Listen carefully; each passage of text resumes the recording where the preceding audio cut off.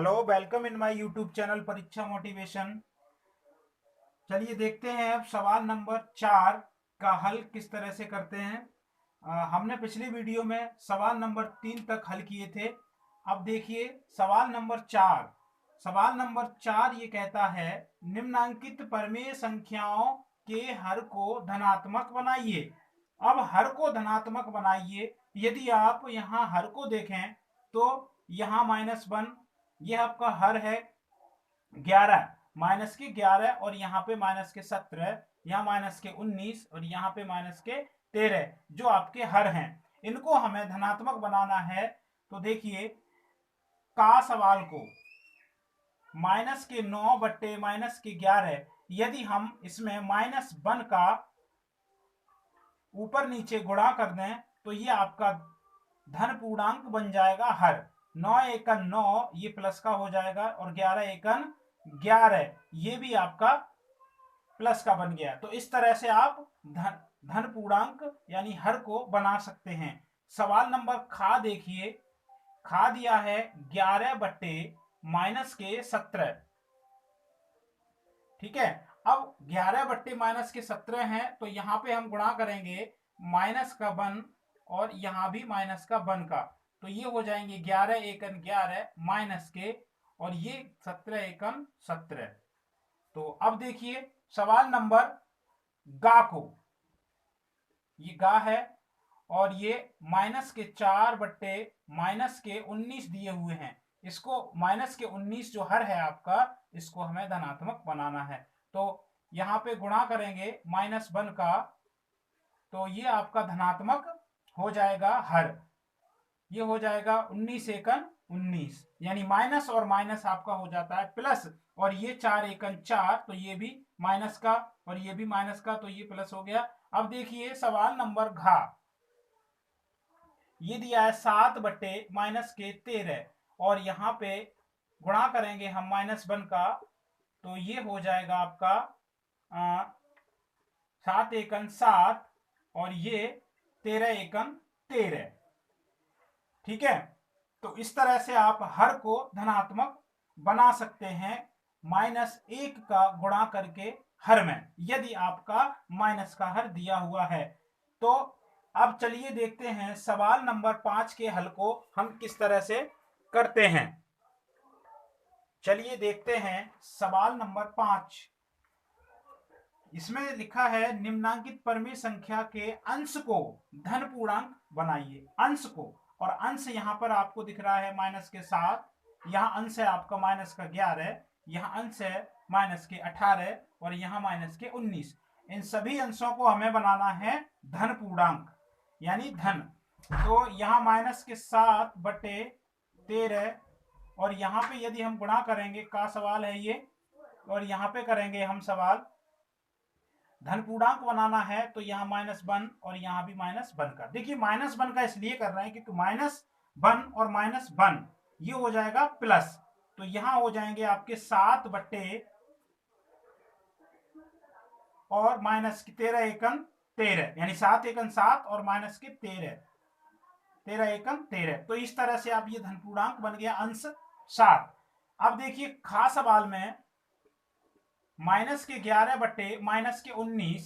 अब यहां हमको क्या करना है कि धन पूर्णांक बनाना है, तो यहां भी हमें -1 का और ये इस तरह से मल्टीप्लाई यानी गुणा कर देना है। तो 11 एकन 11 ये हो जाएंगे आपके प्लस के और ये 19 एकन 19 ये हो जाएंगे आपके प्लस के, क्योंकि माइनस माइनस प्लस।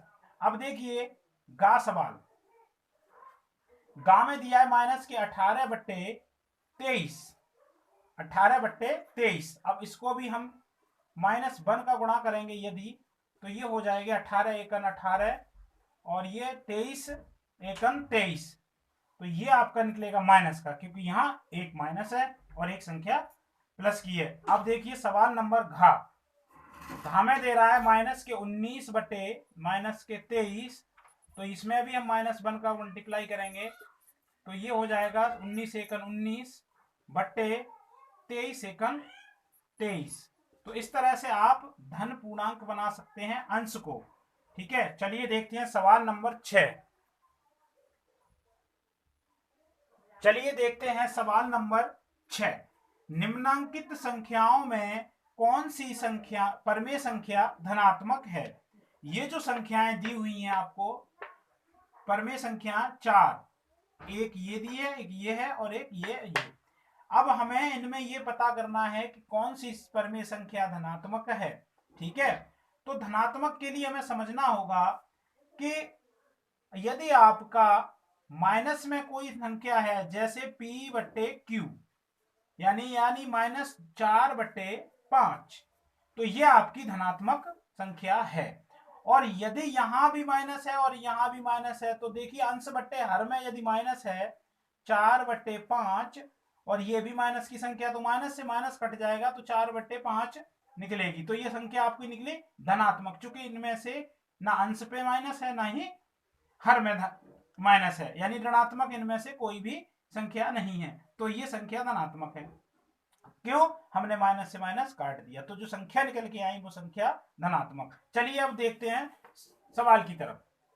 तो सवाल कहता है पहला का, तो अब देखिए यहां पे माइनस के 9 और माइनस के 13 है, तो यदि हम माइनस से माइनस काट देंगे तो वो संख्या हमारी क्या निकल के आएगी? धन की। तो ये संख्या हमारी धनात्मक है, -9/-13। एक संख्या तो ये निकली।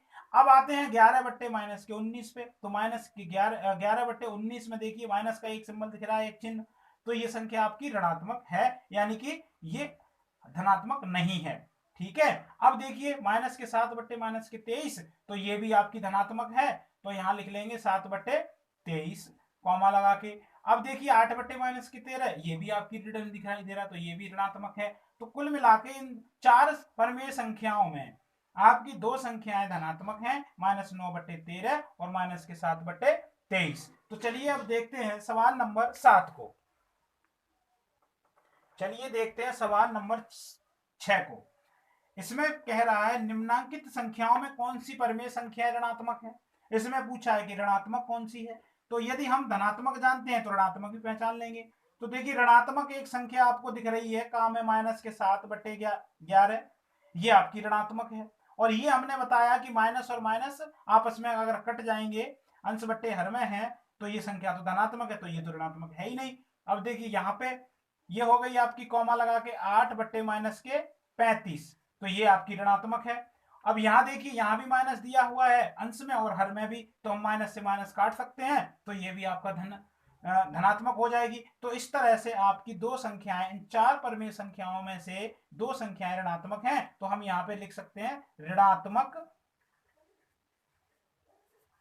7/11 और 8/-35, ये ऋणात्मक संख्याएं हैं।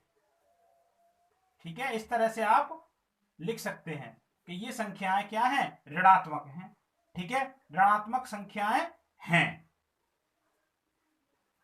ठीक है, इस तरह से आप इस क्वेश्चन को सॉल्व कर सकते हैं। उम्मीद करता हूं आपको वीडियो पसंद आया होगा। लाइक करना और सब्सक्राइब करना बिल्कुल भी ना भूलें, ताकि लेटेस्ट वीडियो आपको मिलते रहें। और आपसे अनुरोध है वीडियो को फुल देखें, ताकि आपको एक एक क्वेश्चन सही से समझ में आए। मिलते हैं अगले वीडियो में अगले क्वेश्चन के साथ।